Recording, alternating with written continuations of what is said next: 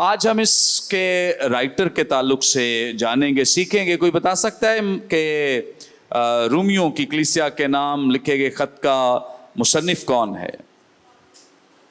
ہاں جی، مقدس پولس رسول۔ کون ہے مقدس پولس رسول؟ چند باتیں آج ہم رائٹر کے تعلق سے سیکھیں گے، جانیں گے، تاکہ ہمیں اور زیادہ فہم ہو سکے۔ جو رائٹر ہے، جیسے ہر کتاب کے رائٹر کے بارے میں ہم پیچھے بھی گزشتہ بھی سیکھتے آئے ہیں، اور آج بھی ہم رومیوں کی کلیسیا کے نام خط کے مصنف کے بارے میں چند باتیں جانیں گے، سیکھیں گے، اور یقیناً یہ آپ کے لیے فائدہ مند ہوگی۔ اگر آپ نوٹس لکھ نہ پائیں، ویسے تو لکھنا اچھی بات ہے، لیکن کوئی بات مس ہو جائے، رہ جائے، تو آپ بعد میں جو نوٹس ویب سائٹ پہ اپلوڈ ہوتے ہیں ان سے بھی مدد حاصل کر سکتے ہیں۔ اوکے،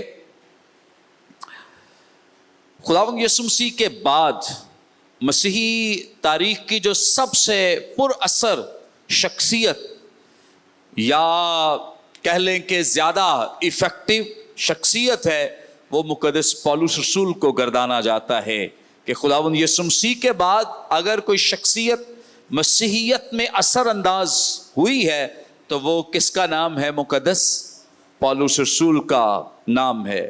اس کی وجہ ان کی غیر معمولی زندگی اور ان کی خدمات، ان کی تصانیف اور ان کا کردار، کیریکٹر، گواہی، یہ خاص طور پہ بڑی اہمیت کے حامل ہیں۔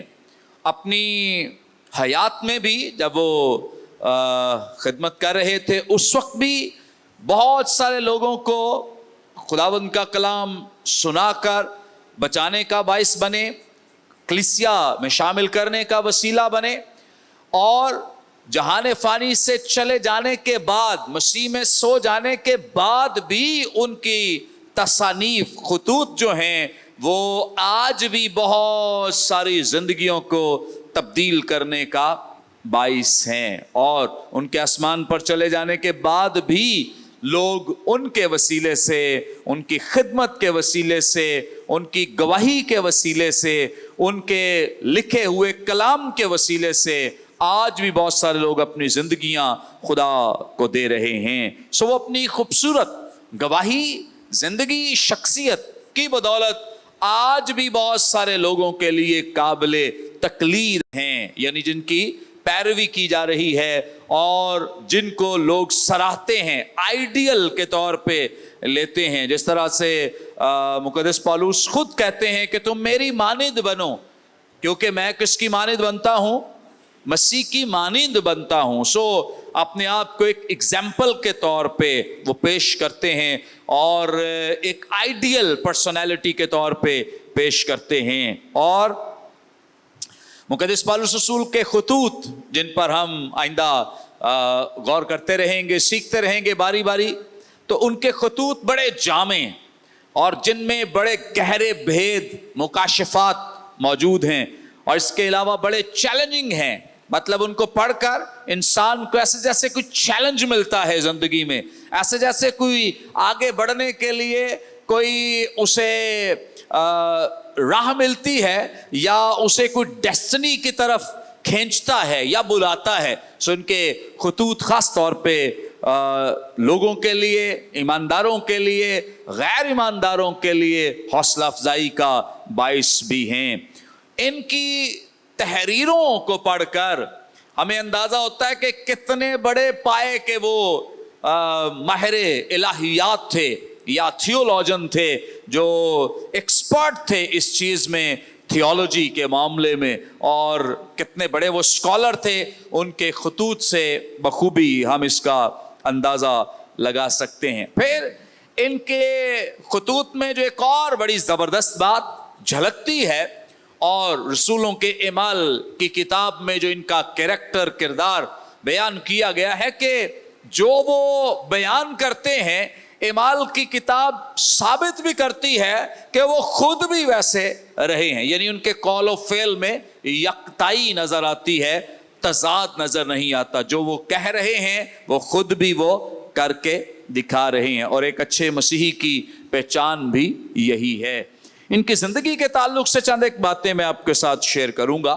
مقدس پولس جو ہیں یہ تقریباً 6 AD میں یعنی 6 عیسوی میں ترسس میں پیدا ہوئی. بڑا ایک مشہور شہر تھا اور کہا جاتا ہے کہ 24 قبل از مسیح کے آنے سے پیشتر یہ رومی سلطنت میں شامل ہو چکا تھا.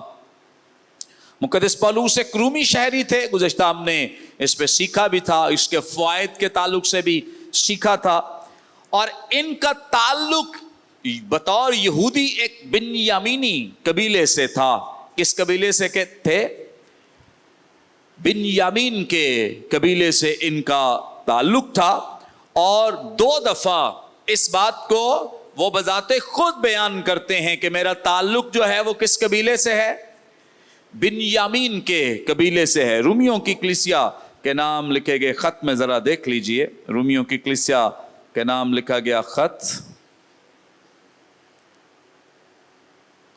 اس کا 11واں باب ہے اور اس کی پہلی آیت میں وہ بیان کرتے ہیں, پس میں کہتا ہوں کیا خدا نے اپنی امت کو رد کر دیا؟ ہرگز نہیں, کیونکہ میں بھی اسرائیلی ابراہیم کی نسل اور بنیامین کے قبیلے میں سے ہوں. پھر ایک اور جگہ بیان کرتے ہیں, چونکہ 2 دفعہ وہ خود اس بات کا تذکرہ کرتے ہیں. فلپیوں کی کلیسیا کو خط لکھتے ہوئے مقدس پولس بیان کرتے ہیں 3 باب کی 5ویں آیت میں, کہتے ہیں 8ویں دن میرا ختنہ ہوا, اسرائیل کی قوم اور بنیامین کے قبیلے کا ہوں. سو یہاں دوسری دفعہ اس بات کا تذکرہ کرتے ہیں کہ میرا تعلق جو ہے وہ کس قبیلے سے ہے؟ بنیامین کے قبیلے سے ہے. سو ان میں سے ایک مرتبہ یعنی فلپیوں کی کلیسیا کے نام لکھے گئے خط میں وہ اس کو بیان کرتے ہیں کہ یہ ایسی بات ہے جس پر میں فخر کر سکتا ہوں. بنیامین کے قبیلے سے ہونا میرے لیے کیا ہے؟ فخر کی بات ہے, میں فخر کر سکتا ہوں. اگرچہ وہ اس پہ فخر نہیں کرتے لیکن بتاتے ہیں کہ میرا تعلق اس قبیلے سے ہے, بنیامینی قبیلے سے ہے, اور یہ باعث سے فخر بات ہے کہ میرا تعلق کس قبیلے سے ہے؟ بنیامین کے قبیلے سے ہے. آپ میں سے کوئی رہنمائی کرے, بتائے کہ بنیامینی قبیلے سے ہونا کیوں فخر کی بات ہے؟ ہاں جی, ساؤل بادشاہ کا تعلق بنیامینی قبیلے سے تھا. Very good. اور ہاں جی, کوئی بھی اور؟ ہاں جی, ہاں جی, ہاں جی بولے, آواز نہیں ہے, مائک دے.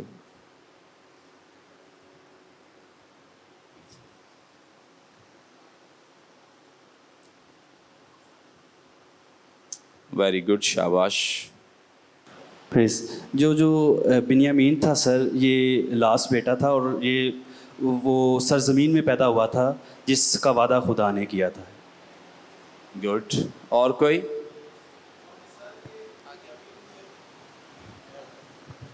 یہ سر ایسے لوگ تھے جن کا نشانہ کبھی بھی جو ضائع نہیں تھا ہوتا, خطا نہیں ہوتا تھا. ویری گڈ, شاباش. سو چند باتیں میں آپ کے ساتھ شیئر کرنا چاہتا ہوں اس تعلق سے کہ بنیامین کے قبیلے سے ہونا جو ہے یا ان سے تعلق ہونا جو ہے یہ فخر کی بات کیوں سمجھی جاتی ہے؟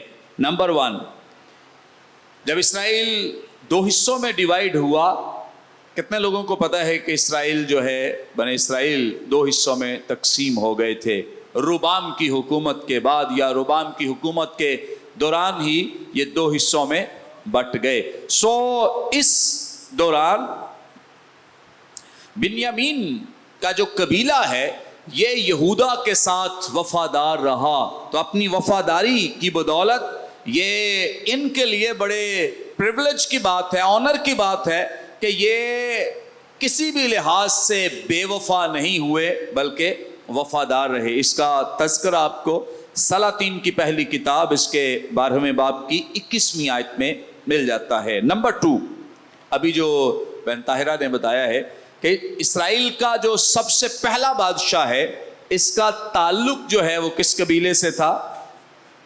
بنیامین کے قبیلے سے تھا، جس نے 40 سال تک بنی اسرائیل پر حکومت کی.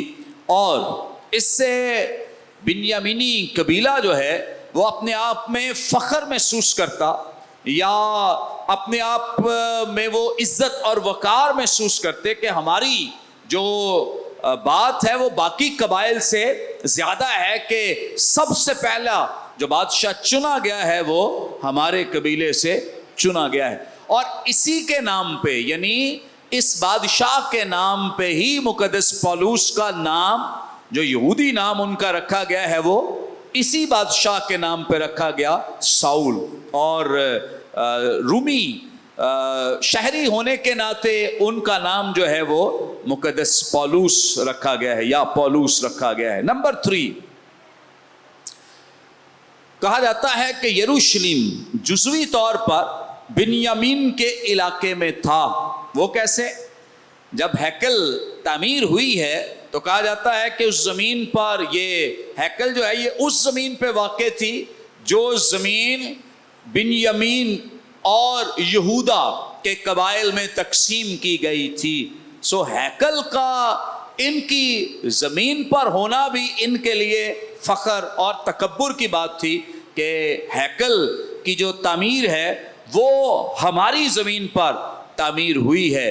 اور اسی طرح سے یشوع کی کتاب میں اس کا حوالہ مل جاتا ہے، آپ کو نوٹس میں یہ چیزیں مل جائیں گی. سو اس بات نے بنیامین قبیلے کو عبادت اور عہد کی شناخت میں ایک خاص مقام عطا کیا. اور اس بات پر جو بنیامینی قبیلہ ہے وہ فخر کیا کرتا تھا. اسی لیے مقدس پولس کہہ رہے ہیں کہ بھئی میرے پاس تو فخر کرنے کی بہت ساری باتیں ہیں.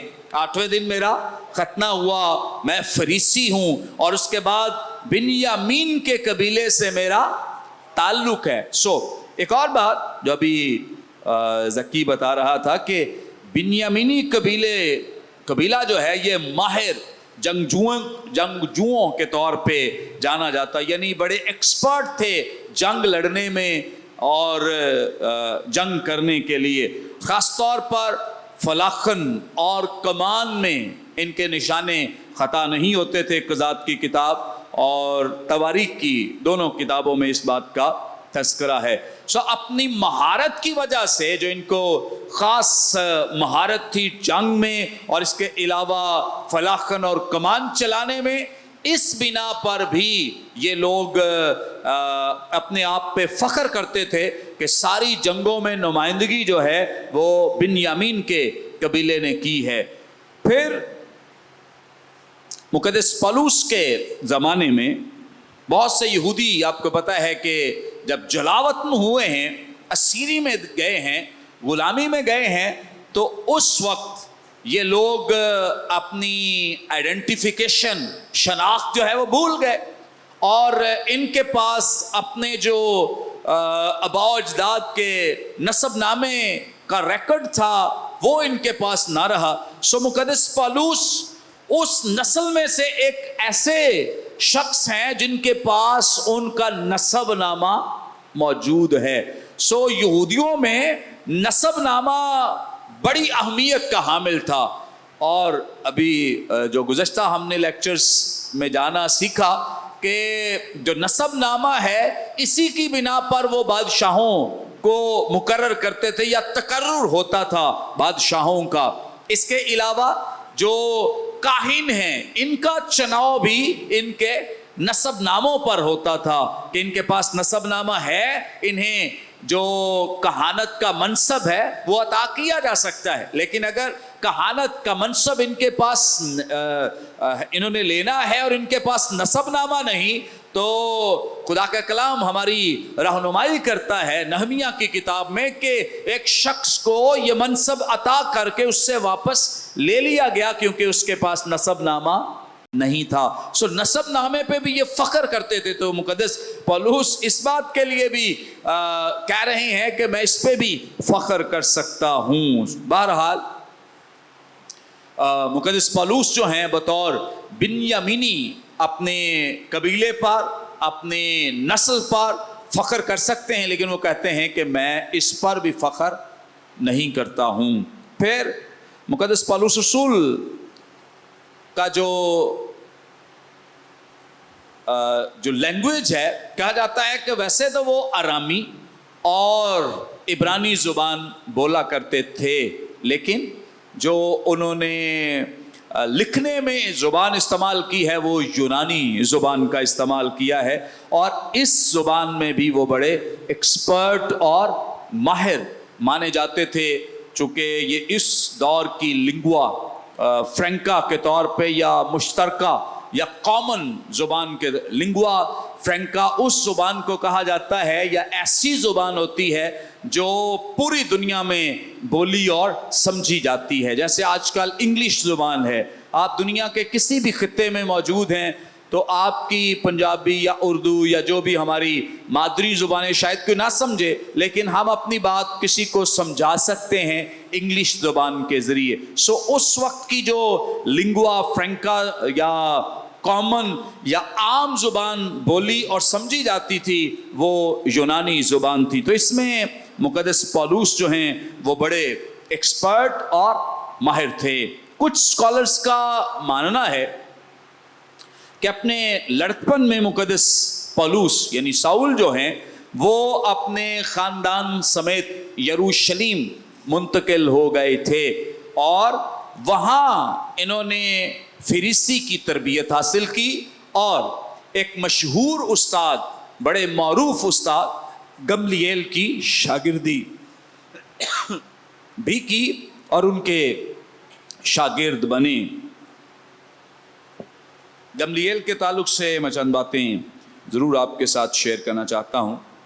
یہ چونکہ ایک بڑے مشہور یہودی ربی استاد مانے جاتے تھے، اور اس دور میں ان کی بڑی سے تھی، ان کے کہنے میں بڑی امپورٹنس، اہمیت تھی۔ جو بات یہ کہہ دیتے تھے، کر دیتے تھے، وہ یہودیوں کے لیے ماننا جو تھا وہ بڑا ضروری تھا اور اہم تھا۔ سو ان کی بات کو بہت ہی اہمیت سے جانا اور پہچانا جاتا تھا۔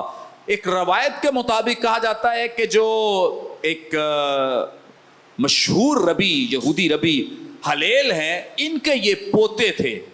اب چونکہ یہ روایت ہے، کتنی صداقت ہے اس کے بارے میں ہم نہیں جانتے، بہرحال انہیں یہودیوں میں ایک بڑے ربی ہونے کا درجہ دیا گیا۔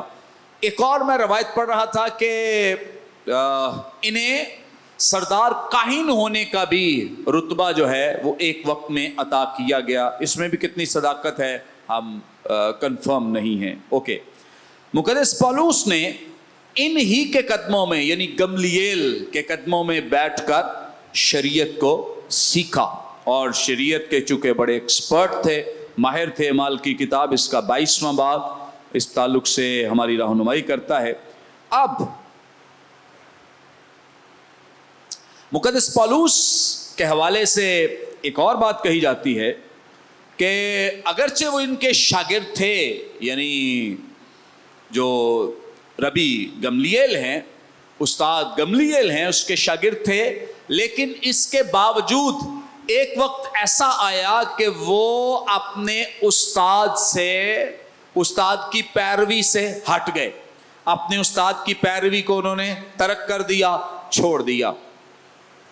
اس کے لیے میں پڑھ رہا تھا، سیکھ رہا تھا، جب گملیل نے، جب کلیسیا کو لوگ ستا رہے تھے، تنگ کر رہے تھے، تو گملیل نے ہی امن اور سلامتی کے لیے ایک پرچار کیا تھا کہ بھائی تم انہیں اس طرح سے نہ کرو، اگر تو یہ تحریک خدا کی طرف سے ہے تو تم اسے روک نہیں سکتے، ہاں اگر یہ انسان کی طرف سے ہے تو جیسے یہودا گلیلی والی تحریک ختم ہو گئی تھی ویسے ہی یہ تحریک بھی ختم ہو جائے گی۔ تو کہا جاتا ہے کہ مقدس پالوس نے ان کی اس بات کی پیروی نہیں کی تھی، بلکہ امن اور سلامتی کی جگہ مقدس پالوس نے کلیسیا کو ستانا، انہیں مارنا اور اظہار رسانی کرنا جو ہے وہ اسے جاری رکھا۔ اس لیے کہا جاتا ہے کہ انہوں نے اپنے استاد کی یہاں پر آ کر پیروی نہیں کی ہے. اس کا تذکرہ ہمیں اعمال کی کتاب کے 5ویں باب میں مل جاتا ہے, جب ربی اس بات کے لیے کہہ رہے ہیں. آئے ذرا دیکھ لیں 5واں باب, رسولوں کے اعمال, اس کا 5واں باب اور اس کی 34ویں آیت سے میں پڑھوں گا. 34ویں آیت سے 39ویں آیت تک لکھا ہے, مگر گملیل نام ایک فریسی نے, جو شرع کا معلم اور سب لوگوں میں کیا تھا, عزت دار تھا, عدالت میں کھڑے ہو کر حکم دیا کہ ان آدمیوں کو تھوڑی دیر کے لیے باہر کر دو. اس کی امپورٹنس, اہمیت کا اندازہ آپ لگائیں کہ وہ کمانڈ کر رہا ہے, حکم دے رہا ہے. ریکویسٹ نہیں کر رہا بلکہ حکم دے. یہاں سے اندازہ لگایا جا سکتا ہے کہ وہ یہودیوں میں کتنا با اختیار شخص تھا, کتنا وہ اپنے اس نام کی وجہ سے عزت پا چکا تھا کہ اب وہ لوگوں سے ریکویسٹ نہیں کرتا بلکہ ان کو کیا کرتا ہے, کمانڈ کرتا ہے, حکم دیتا ہے. لکھا ہے, پھر اس نے کہا کہ اے اسرائیلیوں, ان آدمیوں کے ساتھ جو کچھ کیا چاہتے ہو ہوشیاری سے کرنا, کیونکہ ان دنوں سے پہلے تھیوداس نے اٹھ کر دعویٰ کیا تھا کہ میں بھی کچھ ہوں, اور تخمیناً 400 آدمی اس کے ساتھ ہو گئے تھے, مگر وہ مارا گیا, اور جتنے اس کے ماننے والے تھے سب کیا ہوئے, پرگندہ ہوئے اور مٹ گئے. اس شخص کے بعد یہودا گلیلی اس نویسی کے دنوں میں اٹھا, اور اس نے کچھ لوگ اپنی طرف کر لیے, وہ بھی ہلاک ہوا, اور جتنے اس کے ماننے والے تھے سب کیا ہوئے, پرگندہ ہو گئے. پس اب میں تم سے کہتا ہوں کہ ان آدمیوں سے کیا کرو, کنارہ کرو, اور ان سے کچھ کام نہ رکھو, کہیں ایسا نہ ہو کہ خدا سے بھی لڑنے والے ٹھہرو. کیونکہ یہ تدبیر یا کام اگر آدمیوں کی طرف سے ہے تو آپ برباد ہو جائے گا, لیکن اگر خدا کی طرف سے ہے تو تم ان لوگوں کو مغلوب نہ کر سکو گے یا ان پر غالب نہیں آ سکو گے. اس کے برعکس اعمال کی کتاب, اس کا 8واں باب ذرا دیکھیں میرے ساتھ. 8ویں باب کی 3 آیت میں لکھا ہے, اور ساؤل کلیسیا کو اس طرح تباہ کرتا رہا کہ گھر گھر گھس کر اور مردوں اور عورتوں کو گھسیٹ کر قید کراتا تھا. یعنی اس نے اس کام کو جاری, حالانکہ اس کے استاد نے منع کیا ہے, روکا ہے کہ بھئی تم ان لوگوں کو تنگ نہ کرو, ان کے ساتھ اس طرح کا لڑائی جھگڑا نہ کرو, لیکن اس کے باوجود مقدس پالوس نے یہ سلسلہ جاری رکھا.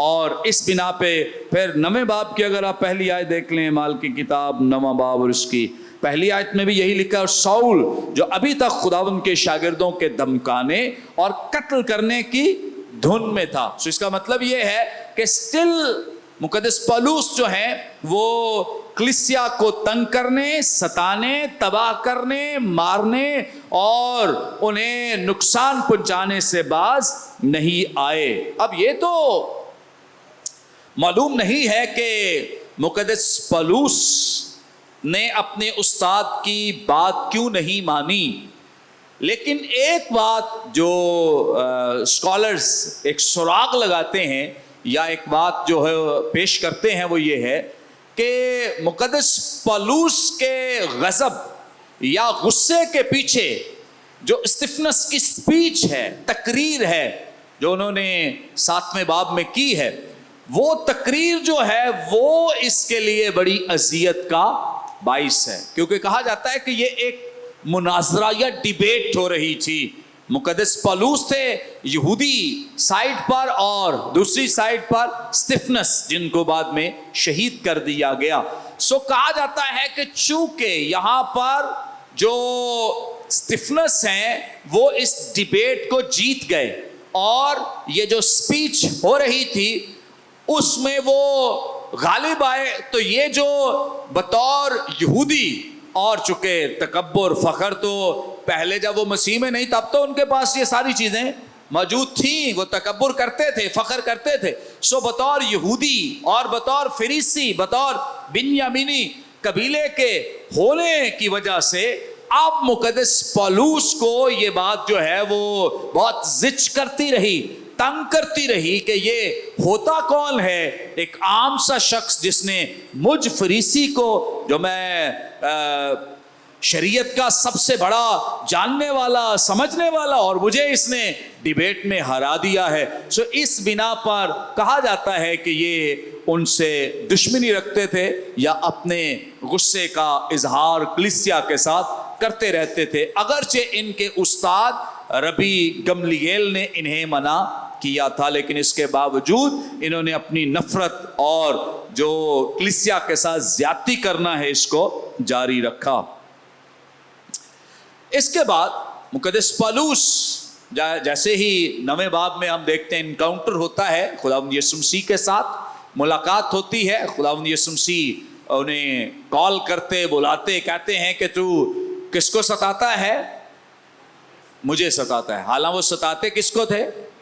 کلیسیا کو, لیکن خداوند یسوع مسیح کیا کہہ رہے ہیں کہ تو مجھے ستاتا ہے. اس کا مطلب ہے کہ جو کلیسیا ہے اور خداوند یسوع مسیح ان کا بہت گہرا تعلق ہے اور آپس میں ان کی گہری رفاقت ہے کہ خداوند یسوع مسیح جو کلیسیا کا ہیڈ ہے, سر ہے, وہ کہہ رہے ہیں کیونکہ بدن کے ایک حصے کو تکلیف ہوتی ہے تو پورا بدن اس کو کیا کرتا ہے؟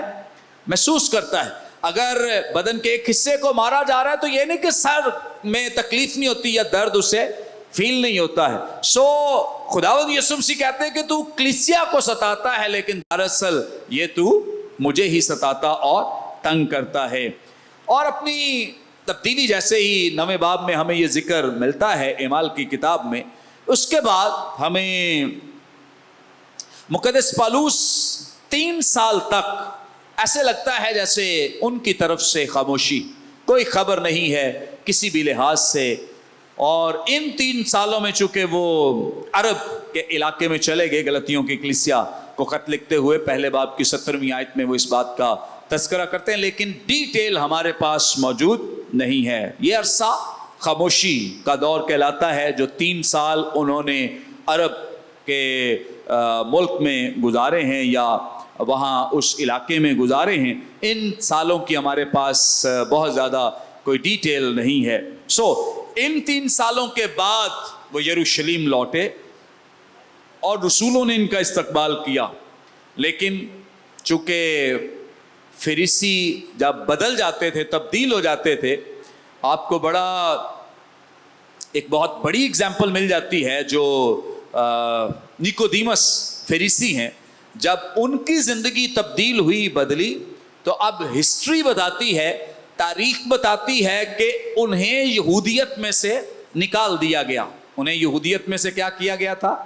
نکال دیا گیا. اور اس کے بعد نہ صرف انہیں یہودیت سے نکالا گیا بلکہ اس کے بعد بھی ظلم و ستم کا سلسلہ ان پر, ان کے خاندان کے ساتھ جاری رہا. اب مقدس پالوس بھی ایک فریسی ہیں اور بطور فریسی انہوں نے اس عقیدے سے جس پر سارے یہودی چل رہے تھے, اس سے وہ ہٹ کر اب مسیح کی پیروی کرنا شروع ہو گئے ہیں. سو یہ یہودیوں کے لیے تو قابل برداشت بات نہیں تھی. اس اعتبار سے یہودی ان کے خلاف ہو گئے. سو یہ وہ شخص ہیں مقدس پالوس جو پہلے کلیسیا کو ستانے والے اور تبدیلی کے بعد یہ خود اس زد میں آ گئے کہ اب لوگ انہیں کیا کرتے تھے؟ ستاتے تھے, تنگ کرتے تھے. اس کے بعد کہا جاتا ہے کہ ان کو پھر واپس ان کے آبائی شہر میں بھیج دیا گیا اور یہاں پر تقریباً وہ 10 سال تک رہے ہیں. کتنے سال تک؟ 10 سال تک. اور یہ بھی خاموشی کا دور ہے. یعنی جو خاموشی کا دور ہے ان کی زندگی میں تقریباً 13 سال ہے. کتنے؟ 13 سال تک یہ ان کی زندگی میں یہ خاموشی کا دور جو ہے, یہ عرصہ ہے, وہ موجود رہا ہے کہ انہوں نے نہ تو کوئی خط لکھا ہے, نہ کوئی بات کی ہے, نہ کوئی اس طرح سے, شاید ہو سکتا ہے جس جگہ وہ موجود ہوں تعلیم دیتے, سکھاتے ہوں یا پریچ کرتے ہیں, لیکن ہمارے پاس اس کی ڈیٹیل موجود نہیں ہے. اس لیے اسکالرز اس بات پہ متفق ہیں کہ 13 سالہ جو دور ہے یہ ان کا خاموشی کا دور ہے.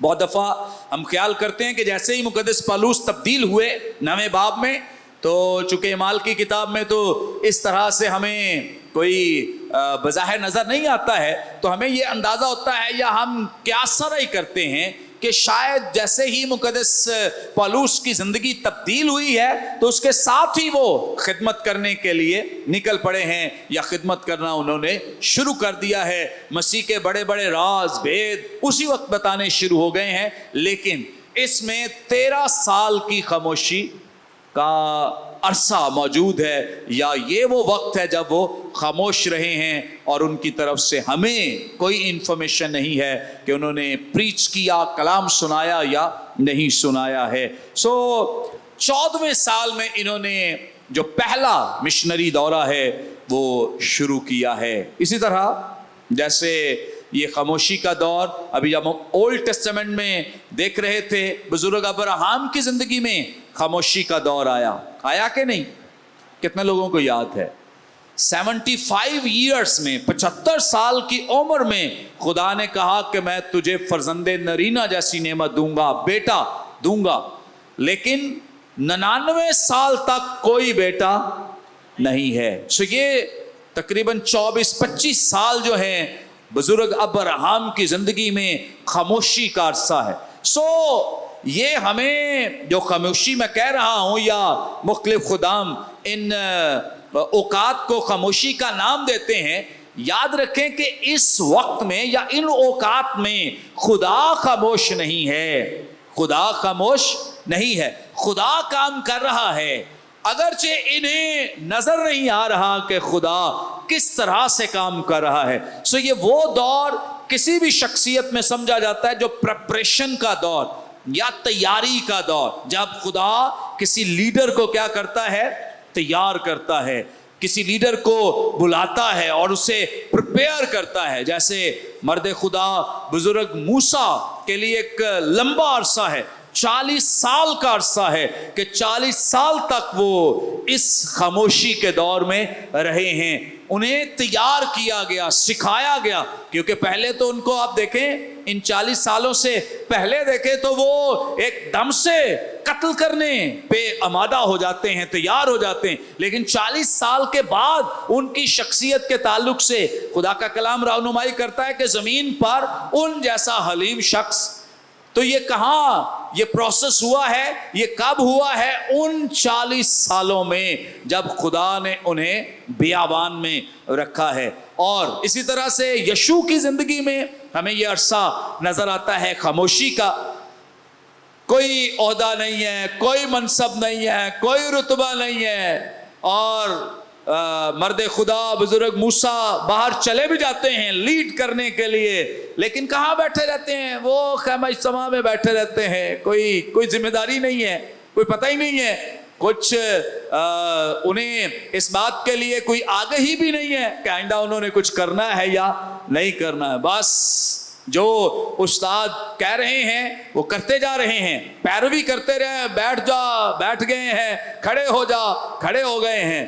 یہ ایک بڑی زبردست اگزامپل ہے مرد خدا بزرگ یشوع کی زندگی میں کہ کوئی انہیں سبز باغ نہیں دکھایا گیا ہے, کوئی ان کے ساتھ پرومس نظر نہیں آتا, لیکن اس کے باوجود وہ پیروی کرتے رہے. وہ شاگردیت یا ڈسائپلشپ جو ہے اس کے پروسیس میں سے پوری پریپریشن اور تیاری کے ساتھ گزرتے رہے, اور آخر میں ایک بڑے لیڈر کے طور پہ سامنے آئے, ایک بڑے رہنما کے طور پہ, کہ جہاں ان کے استاد اس جماعت کو نہیں پہنچا سکے, ان کو چنا گیا کہ وہ وہاں پر موعودہ ملک میں میری قوم کو لے جائیں. پریز گاڈ.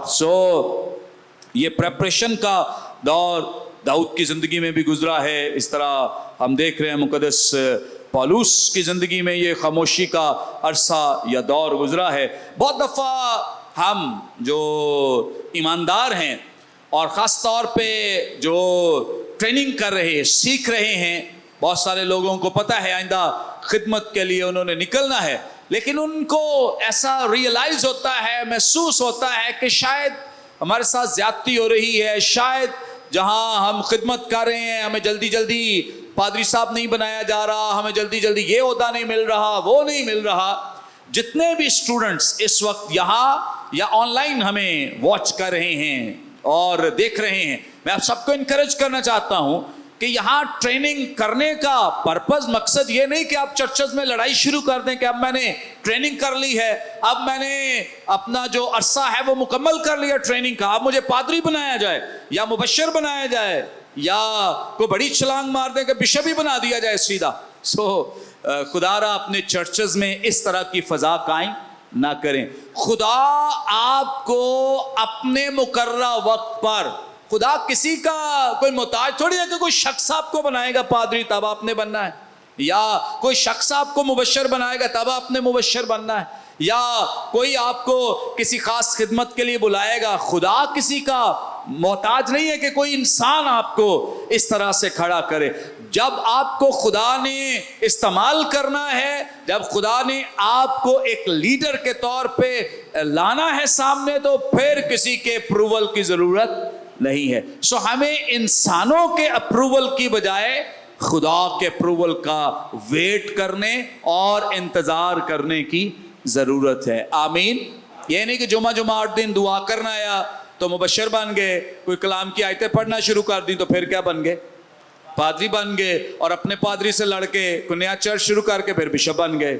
تو یہ مطلب دنیا داری کی چیزیں ہیں. خدا را ضرور اگر آپ B G M Bible college کے اسٹوڈنٹ ہیں تو میں کبھی بھی آپ سے ایکسپیکٹ نہیں کرتا, توقع نہیں کرتا کہ آپ میں اس طرح کا کوئی جذبہ ہوگا کہ آپ اپنے چرچ میں جا کے اپنے عہدے کی وجہ سے, پوزیشن کی وجہ سے, خدمت کی وجہ سے لڑائی کریں گے. آپ اگر جاب کرتے ہیں تو وہاں بھی آپ خدمت کر سکتے ہیں اگر آپ خدمت کرنا چاہتے ہیں. اگر آپ خدمت کرنے کے لیے بلائے گئے ہیں تو اپنی ڈیوٹی کے ساتھ بھی خدمت کر سکتے ہیں, اپنی اسٹڈیز کے ساتھ بھی ایسا کر سکتے ہیں. وہاں پر اپنے جو جوہر ہیں, اپنی جو تعلیم آپ نے پائی ہے, سیکھی ہے, اس کے دکھا سکتے ہیں. اور لوگ آپ کی زندگی کو دیکھ کر, آپ کی تعلیم کو دیکھ کر پوچھیں گے بھئی آپ کون ہیں. پھر آپ کے پاس موقع ہوگا, آپ اپنی گواہی دے سکتے ہیں, زندگیاں تبدیل کر سکتے ہیں یا تبدیلی کا باعث بن سکتے ہیں. کبھی بھی پوزیشنز کے پیچھے, عہدوں کے پیچھے نہ بھاگیں.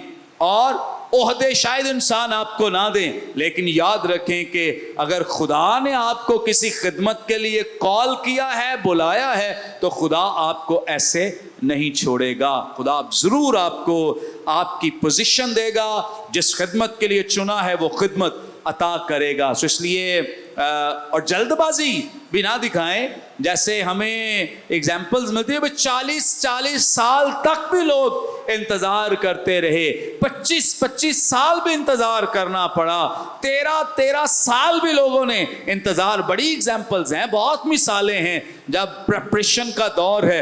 ہو سکتا ہے آپ کی زندگی کا یہ پریپریشن کا عرصہ جو ہے وہ تھوڑا ہے, ہو سکتا ہے زیادہ ہے, لیکن اس کو اپنی عقل پہ نہ رکھیں کہ میں خود ہی ڈیسائیڈ کر لوں کہ اب میرا وقت پورا ہو گیا ہے, بلکہ اس کو آپ خدا پہ چھوڑ دیں. جب خدا آپ کو دیکھے گا کہ آپ کسی کام کے لیے تیار ہو گئے ہیں, تو ہمیں تو ایسی بھی ایگزامپلز ملتی ہیں کہ جنہوں نے صرف پریپریشن ہی کرتے زندگی گزارتی, استعمال ہونے کا ٹائم بھی نہیں آیا ہے, استعمال ہونے کا ٹائم بھی نہیں آیا. تو ہمیں خدا کے ساتھ ہر صورت وفادار رہنے کی ضرورت ہے.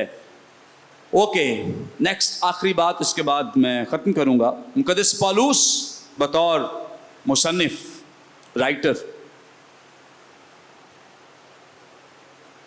اچھا اگرچہ اس بات کا کوئی ثبوت تو ہمارے پاس موجود نہیں کہ مقدس پالوس رسول نے کوئی خط لکھنے کی باقاعدہ طور پر کوئی ٹریننگ کی تھی یا کہیں سے کوئی ڈگری حاصل کی تھی, لیکن ان کے خطوط سے اندازہ ہوتا ہے کہ وہ خط لکھنے میں یا خطابت میں بڑے ایکسپرٹ تھے, ماہر تھے. آج دنیا اس بات پہ ریسرچ کر رہی ہے اور اس بات کی کھوج لگا رہی ہے کہ ایک اچھا جو خطیب ہے یا خط لکھنے والا ہے, جو خطابت کرنے والا شخص ہے, اس کی کیا کیا کوالٹیز ہیں, یا اس کے خطوں میں کیا چیز دیکھی جاتی یا ہونا جو ہے یا پایا جانا ضروری ہے. تو مقدس پالوس کے خطوط کا مطالعہ کر کے, ان کی لینگویج جو انہوں نے زباندانی کا استعمال کیا ہے, پھر اس کے اندر جو دلائل اور استدلال، ان تمام چیزوں کی بنیاد پر پھر جو گرامر کا استعمال کیا ہے، یونانی زبان کی گرامر کا، اور اس کے علاوہ جو خطاطی کے مختلف طریقے استعمال کیے ہیں اور مختلف اسالیب استعمال کیے ہیں، سو ان تمام چیزوں کی بنیاد پر مقدس پالوس کو ایک ماہر کے طور پہ پیش کیا گیا ہے کہ وہ خط لکھنے میں بڑے ہی ایکسپرٹ اور ماہر تھے، کہ ان جیسے خطوط جو ہیں بہت کم لوگ لکھتے ہیں جیسے مقدس پالوس رسول نے خطوط لکھے یا قلم بند کیے ہیں، جو آج بھی کلیسیاؤں کے لیے بڑے بابرکت ہیں۔ آمین۔